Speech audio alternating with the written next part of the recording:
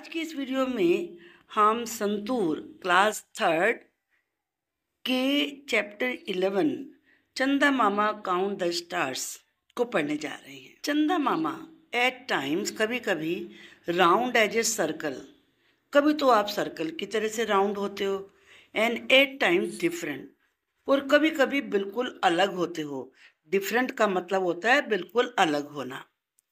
Once he started counting the stars, एक बार जब उसने स्टार्स को काउंट करना शुरू किया, 1 2 3 10 21 45 99 100 311 516 890, यौन यौन का मतलब जबाई लेना, 999। चंदा मामा फेल एस्लीप, चंदा मामा सो गए। The sun peeped out from behind the clouds, clouds तो आप जानते ही हैं, बादल, और पीप आउट का मतलब वहां से झांकते हुए निकलना। ओ ओ सूरज,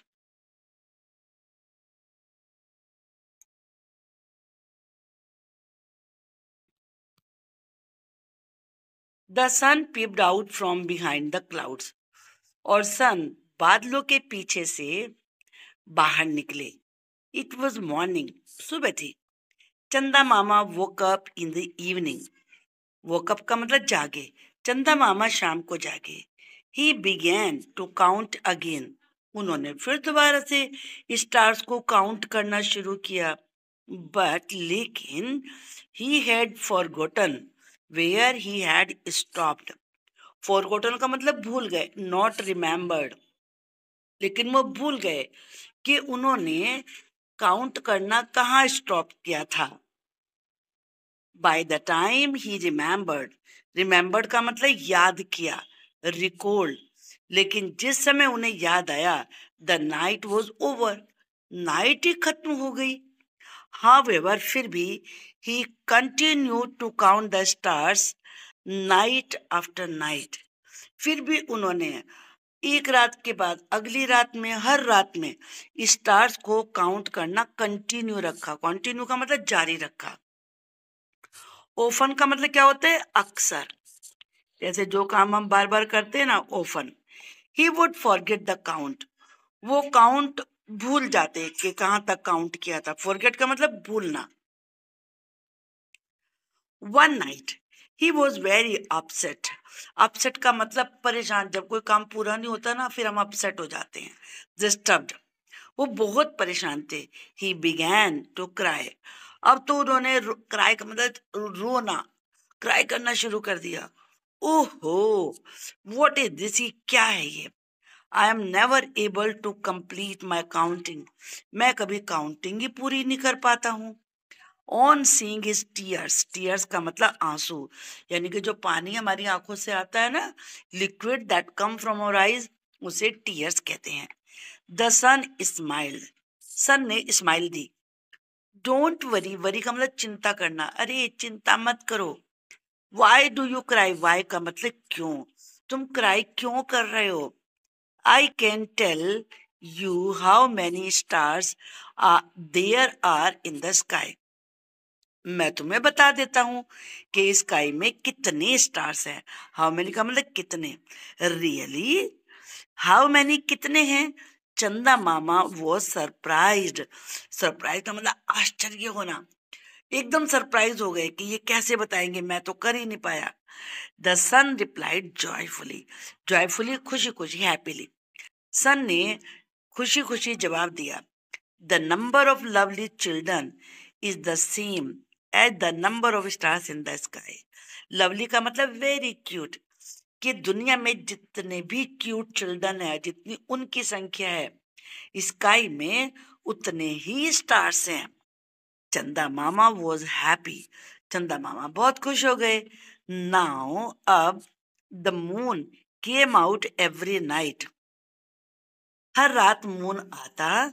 ही would look at the stars, वो स्टार्स की तरफ देखता।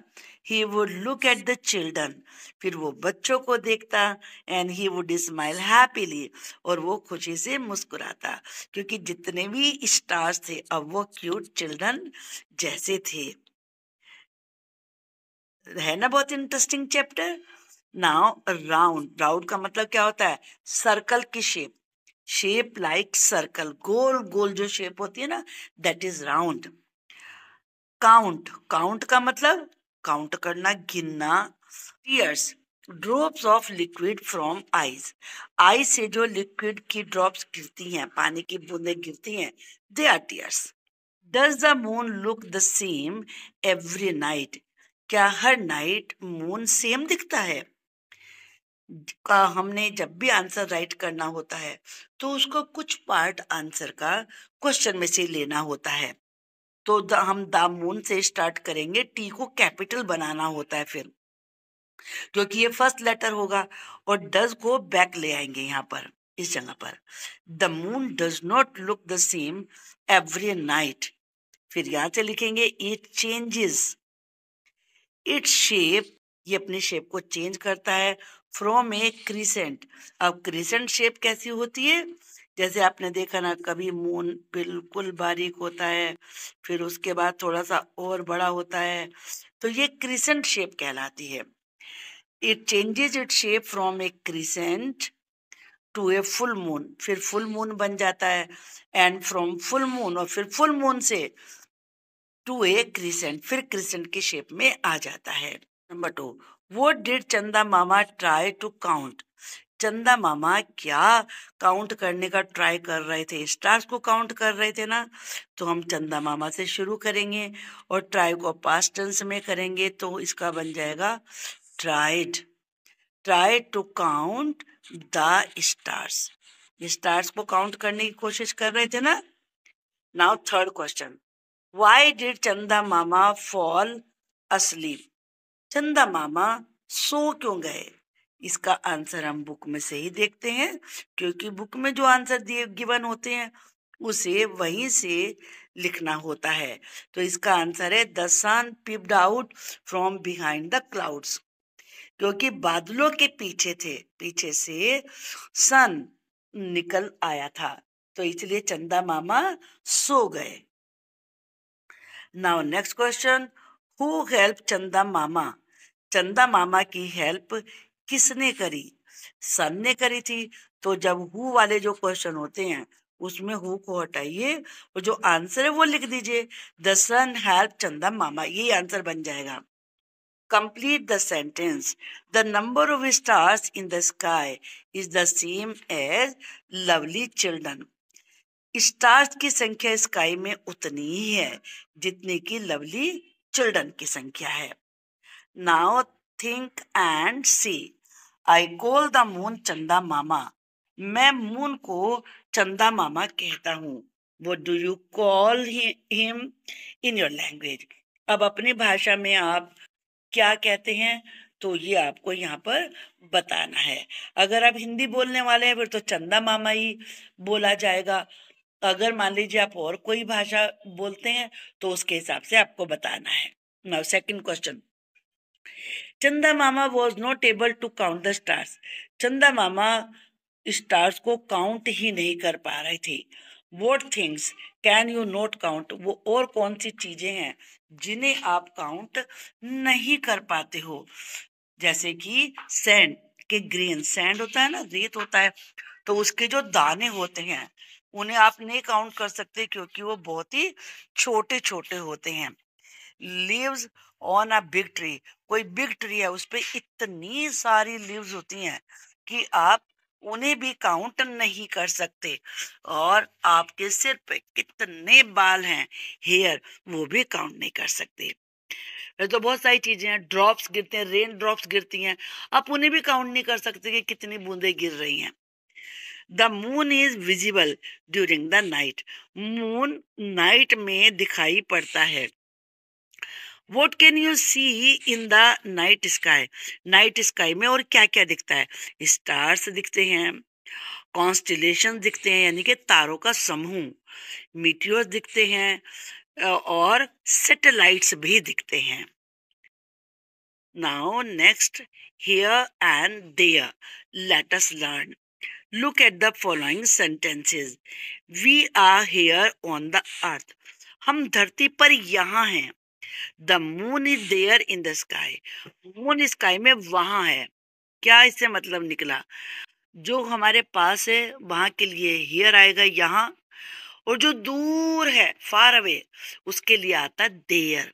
दूर के लिए देयर, पास के लिए here. I have a sharpener here in my pencil box, यहाँ मेरे पेंसिल बॉक्स में शार्पनर है क्योंकि उसके पास है ये। The crayons are there in the big box, और जो क्रेयॉन्स हैं वो बिग बॉक्स में वहां हैं क्योंकि वो दूर रखे हुए हैं, इसीलिए देयर यहाँ पर यूज होगा। The underlined words in both sentences tell us about the location of sharpener and crayons. The distance of the object from the speaker helps us in choosing between the words here and there. जो बोलने वाले के पास है वो here, जो बोलने वाले से दूर है वो there. We use here to tell the location of things.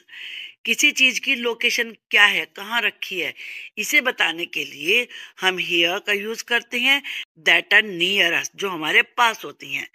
Similarly इसी प्रकार से there is use to tell the location of things that are far from us, जो हमसे फार है, दूर है, उनकी लोकेशन बताने के लिए हम देयर का यूज करते हैं।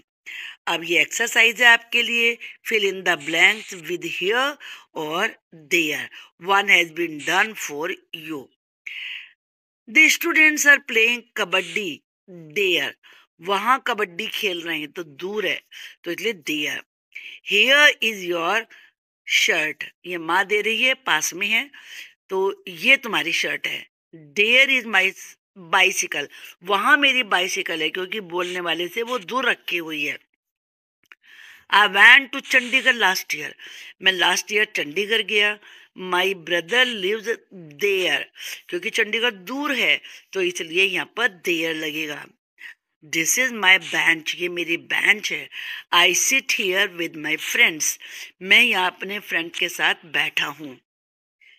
In this story, we read that stars were too many to be counted, कि इतने सारे थे stars कि उन्हें काउंट करना मुश्किल था।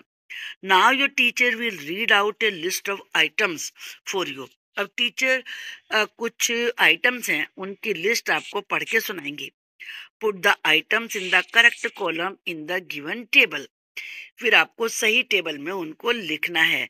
यहाँ कॉलम है कैन बी काउंटेड इजीली, जिन्हें हम आराम से काउंट कर सकते हैं।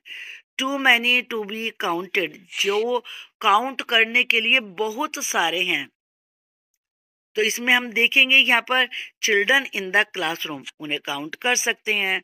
Flowers in A garden, garden में तो बहुत सारे फ्लावर्स होते हैं, उन्हें काउंट करना डिफिकल्ट होगा। Pencils in your pencil box, आपके पेंसिल बॉक्स में जो पेंसिल्स हैं उन्हें आप काउंट कर सकते हैं। बुक्स इन द लाइब्रेरी, लेकिन लाइब्रेरी में बुक्स इतनी सारी होती हैं कि उन्हें आपको थोड़ा डिफिकल्ट होगा।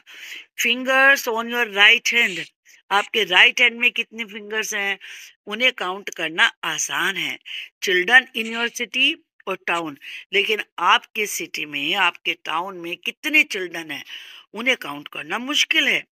Pages in your English notebook, आपकी इंग्लिश नोटबुक में पेजेस कितने हैं ये काउंट कर सकते हैं।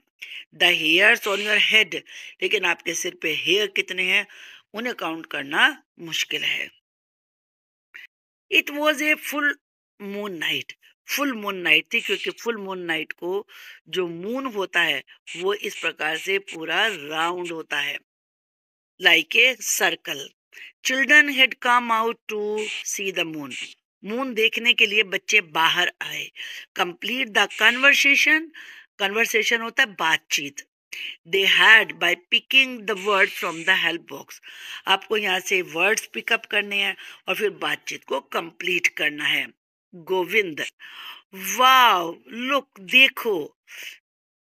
Safura, the moon look so big and bright, moon कितना बिग और कितना ब्राइट है। सुकन्या, इजंट इट, क्या नहीं है। ध्रुव, my grandfather says the full moon looks very beautiful, मेरे ग्रैंडफादर कहते हैं कि फुल मून बहुत सुंदर लगता है। Ramani, let us take a picture, चलो एक पिक्चर लेते हैं। Safura, my mother has a camera for the picture, मेरी माँ के पास पिक्चर के लिए कैमरा है। ध्रुव, कम स्टैंड हियर, यहाँ खड़े हो, लेट्स टेक ए पिक्चर, चलो एक पिक्चर लेते हैं। Govind, the moon is so bright and big, moon कितना ब्राइट और कितना बिग है। नाउ विंड चाइम, आपको विंड चाइम बनाना है, ये प्रोजेक्ट वर्क है। Let us make wind chime with the shape of the moon and the stars. अब क्या क्या मटेरियल आपको चाहिए? 2 कार्डबोर्ड शीट चाहिए, गत्ते की शीट, कलर्ड पेपर चाहिए, ए पेयर ऑफ सीजर्स चाहिए, कैंची, मार्कर चाहिए, थ्रेड, धागा और ग्लू और चिपकाने के लिए। टेक ए कार्डबोर्ड शीट, एक कार्डबोर्ड की शीट लें। Cut a crescent shaped moon from as shown in the picture, जैसा कि पिक्चर में दिखाया गया है ऐसा क्रिसेंट शेप का मून आप काट लें, जैसे ये वाला है। Draw stars on cardboard, cardboard पे स्टार्स ड्रॉ करिए एंड कट देम, जैसे ये यहाँ पर किए हैं। Use paper to decorate the sun, अब ये सन है, अब इसके जो कलर्ड पेपर थे इनको यूज करके ऐसे पेपर को कट करके इनको आप यहाँ पर डेकोरेट करिए इसको। Attach all the above, attach all the above shapes as shown in the picture, ये सन पहले आएगा, कुछ स्टार्स यहाँ पर लगाए, फिर क्रिसेंट मून है, फिर ये स्टार्स यहाँ पर लगाए आपने। Using thread and glue, our beautiful wind chime are ready. I hope this chapter is very much clear to you. Thank you for watching the video.